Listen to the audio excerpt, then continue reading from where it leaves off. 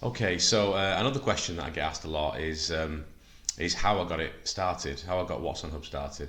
Um, so basically, at the time, I was working when I had the idea, and I had a little bit of background, like a bit of experience in a previous role of doing website development. Now, I'm not a website developer. I won't class myself as a website developer, but I've always been a designer. I've always been a good designer, and I knew how to create a WordPress website. So I started looking into doing that again, picking that back up because I hadn't done it for a few years. And yeah, that's when I decided to sort of play around, see what could be done. And I created the first edition of Hull What's On using WordPress. And what I did, obviously, I couldn't give up my role at the time. It was I felt it was too risky. So what I did is I launched it as Hull What's On. It took me, I think, every evening and weekend that I had for about 2.5 months solid. Well, obviously because I was still doing my full time role at KCOM, and yeah, obviously I got it launched.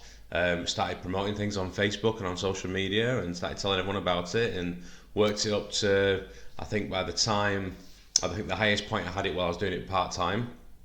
We had about 1,000 unique users a month, and then I ran that for about I think it was about 18 months before I decided. Eventually, I left my role at KCOM and decided to do it full time and take that opportunity to go and grow it.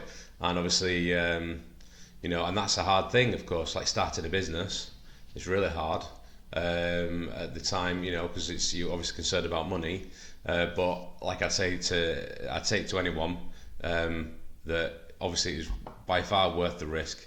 It's the best thing I've ever done in my life, and yeah, unfortunately, there is help out there. There's a lot of help out there. That's one of the good things I love about the business community is that it seems to everyone's ready and willing to help you, give you advice.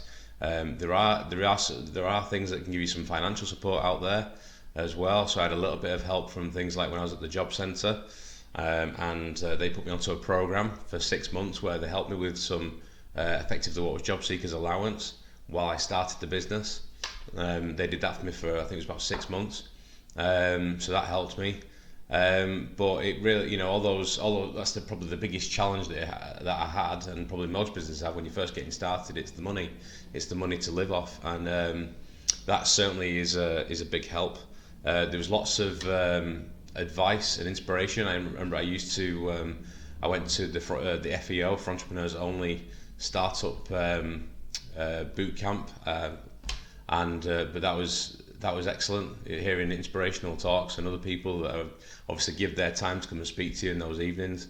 So yeah, that's how it all got started. And since then, we now have obviously built it up and up. We've invested in advertising, obviously to get more people using the site. And now, like I say, we have around about 20,000 unique users using our platform every month, and we are just about to launch version 4, which will be not just in Hull and Leeds, but it will be everywhere across the UK and Ireland.